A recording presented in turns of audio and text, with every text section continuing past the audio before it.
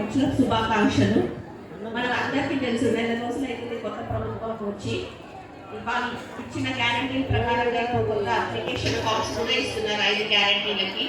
దీనికి ఇంకా సరిగ్గా గైడ్లైన్స్ రాలేదు కాబట్టి ప్రతి ఒక్క కుటుంబం నుంచి ఒక అప్లికేషన్ ఫామ్ సబ్మిట్ చేయాలి అని నేను కోరుకుంటున్నాను.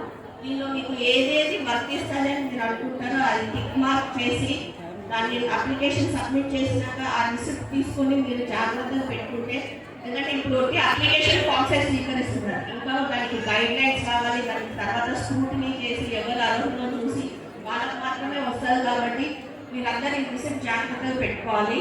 అదే కాకుండా ప్రతి ప్రభుత్వం, ఏ ప్రభుత్వం వచ్చినా ప్రజల సంక్షేమమే కోరుకుంటారు. కాబట్టి ముందల ప్రభుత్వాలు కూడా సంక్షేమ పథకాల్లో చాలా మంది లబ్ధి పొందిన వాళ్ళు ఉన్నారు ఇక్కడ.